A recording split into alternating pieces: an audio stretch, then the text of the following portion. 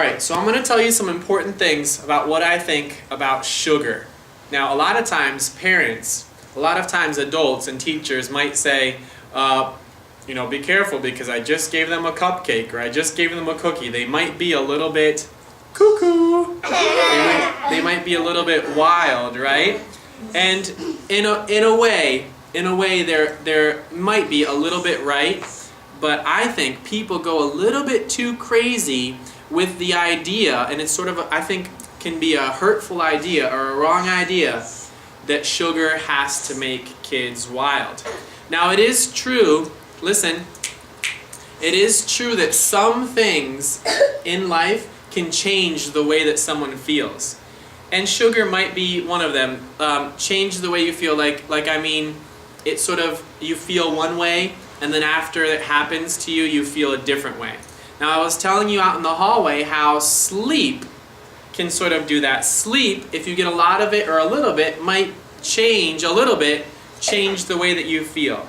And I was saying how maybe if you're in your bed at night and for some reason you can't sleep very good, maybe you have a baby brother that's crying, and you're trying to sleep, you got your head on your pillow on top of your ear, trying, I just wish I wanted to go to sleep because if I don't get sleep, right? If I don't get very much sleep, it's going to change how I feel tomorrow. I'm not going to have energy. I'm not going to be able to, I just will feel more tired, right? And no one really wants to feel too tired, so sleep can change the way that you feel. How about being healthy or not? Like sometimes you feel really good, but then if you get a cold, or if you get a flu, or if you throw up, it changes the way that you feel, right? It's just like you go from feeling good to feeling bad because sick changed the way that you feel. Now, food can also change the way that you feel. Food, like let's say your belly is, have you ever had your belly like make a teeny little noise like some people say your stomach is growling? Yeah. It's because you're hungry, right? So you feel hungry. And when you give your belly some food, it changes how you feel. You don't feel hungry anymore, you feel full. Sometimes when you're hungry, you might be like a little bit grumpy, like, but Mom, I just need a snack. And so you're feeling like a little bit like hungry, a little bit upset, a little bit like you want some food. And when you get food, it changes the way that you feel. Now, listen, some people make a big deal, and I don't think they should make a big deal about this. Some people say that sugar will change the way that a kid feels. And I think that maybe a little bit they're right, but they make too big of a deal about it. They say, oh my goodness, my kid just had a cupcake. They just had icing, and it was red icing, or juice. They just had some juice. And they are, listen Alexia, listen, okay? They're not behaving or they're too wild because I gave them sugar. Now, let me tell you why that bothers me. It bothers me because even though there are some things that can change the way you feel, you can do something about it. You don't just have to feel a certain way. You can tell your own body how you want it to feel. For example, if you don't get very much sleep one night and you wake up tired, there's things that you can do to help yourself have a little bit more energy. You can say to yourself in your head, I didn't get very much sleep, so Good afternoon, everyone. Okay, so I was saying that there's things that you can do to sort of help yourself feel the way that you want to feel. If you're tired and you wake up like really sleepy and when you're in class, hey Xavier, sit up, look at me. When you're feeling tired in class and your eyes are going like this when Miss Marino's talking, you can tell yourself, wait, sit up, sit up. Don't sit over like this because then you might start falling asleep. Sit like this. You're like telling yourself ways to help yourself stay awake, ways that you can help yourself pay attention even though you're sleepy, right? You don't just, if you don't get very much sleep, you don't have to fall asleep in class. You can tell yourself, hey, I'm a little bit sleepy, but that's okay. I'm just going to sit up. I'm going to open my eyes. I'm going to listen very carefully to what she's saying. Same thing with other things. Like let's say you feel Exhausted. let's say you feel hungry, okay? And you need some food. Now, you don't have to, just because you're hungry, it doesn't mean you have to be grumpy. It doesn't mean that you have to complain to your mom. You don't have to say, "Oh, but I'm so hungry, Mom. Why can't I have a snack? I just feel hungry." No, you can tell yourself, "Hey, Belly, listen, Belly. Even though you're a little bit hungry, even though you want to have some food, use kind words.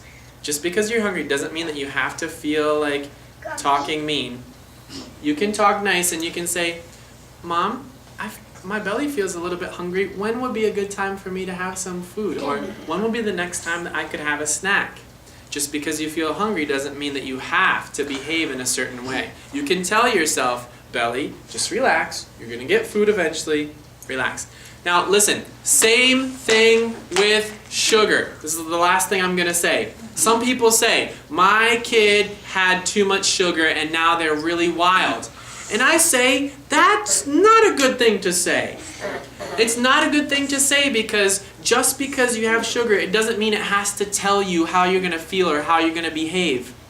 If you feel like you've eaten a cookie and you feel like a little bit wild, you know what you can say? You can say, "Excuse me, cookie, you're not in charge of the way that I feel. Excuse me, cupcake, you're not in charge of the way that I behave. I'm in charge of the way that I behave.